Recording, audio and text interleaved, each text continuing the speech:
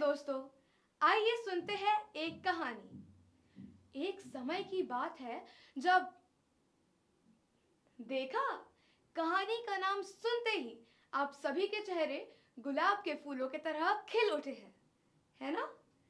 अरे भाई, कहानियां होती ही ऐसी है। कहानियां हम सभी के मन को बहलाती है। कहानियां मन की बात कहलाती है। कहानियां बहुत कुछ दिखाती है, कहानियां बहुत कुछ सिखाती है। तो आइए आज के हमारे कथा सरिता के एपिसोड में सुनते हैं एक कहानी। नमस्ते दोस्तों, आज मैं आपको एक कहानी सुनाने वाला हूँ। कहानी का शीर्षक है नली का कमाल। तो आइए कहानी शुरू करते हैं। एक बार राजा कृष्णदेव राय अपने दरबारियों के साथ चर्चा कर रहे थे। चर्चा करते करते बात चतुराई पर होने लगी। महाराज कृष्णदेव राय के दरबार में राजगुरु से लेकर अन्य कई मंत्री तेनालीराम से जलते थे। इसी बीच तेनालीराम को नीचा दिखाने के लिए एक मंत्री बोले, महाराज, आपके दरबार में एक से बढ़कर एक कई मंत्री हैं, जिन्हें अगर मौका दिया जाए तो वह अपनी बुद्धिमत्ता आपके सामने पेश कर सकते हैं। किंतु महाराज ने आश्चर्यजनक भाव से पूछा, किंतु क्या मंत्री जी? तो इस पर सेनापति बोले, महाराज, मैं आपको मंत्री जी की अंदर की बात बताता हूँ। दरअसल जब भी कोई काम होता है वह आप सिर्फ तेनालीराम को ही देते हो। इस बीच बाकी मंत्रियों को अपनी बुद्धिमत्ता साबित करने का मौका ही नहीं मिलता। महाराज कृष्णदेव राय सेनापति जी की बात सुनकर समझ गए कि सारे मंत्री तेनालीराम को नीचा दिखाना चाहते हैं। कुछ देर विचार विमर्श करने के बाद महाराज बोले, ठीक है, आप सभी को अपनी बुद्धिमत्ता साबित करने का मौका जरूर मिलेगा। इस बीच मैं आपको एक प्रश्न पूछूंगा और तेनालीराम बीच में बिल्कुल नहीं बोलेंगे। ये सुनकर सारे मंत्री खुश हो गए।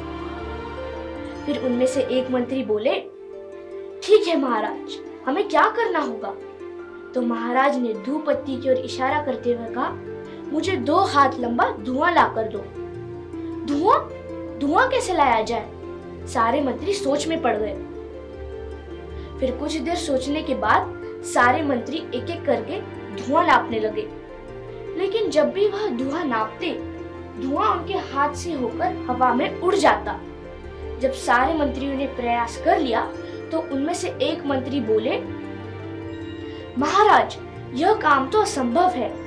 हाँ, लेकिन अगर तेनालीराम यह नहीं कर पाते हैं तो आपको उनके साथ हमारे जैसा ही बर्ताव करना पड़ेगा। फिर राजा मुस्कुराए और बोले, क्यों तेनाली, क्या तुम तैयार हो? तो इस पर तेनाली बोले, महाराज, जब भी आपने मुझे कोई काम दिया है मैंने वह जरूर किया है। इस बार भी मैं वह जरूर करूंगा। फिर तेनालीराम ने एक सेवक को बुलाया और उसके कान में कुछ फुसफुसाए। सेवक तुरंत दरबार से भाग निकला। जब वह लौटा तो 2 हाथ लंबी कांच की नली लेकर लौटा। उसने वह नली तेनालीराम को सौंप दी। फिर तेनालीराम ने उस नली की एक तरफ का मुंह धूप बत्ती की ओर सामने रखा। कुछ देर बाद धीरे धीरे सारा धुआं नली में भरने लगा। कुछ देर बाद जब सारी नली धुएं से भर गई तो तेनालीराम ने झट से दोनों तरफ का मुंह बंद कर दिया और महाराज को सौंप दिया। महाराज ने वह नली ली और सारे दरबारियों की ओर देखा।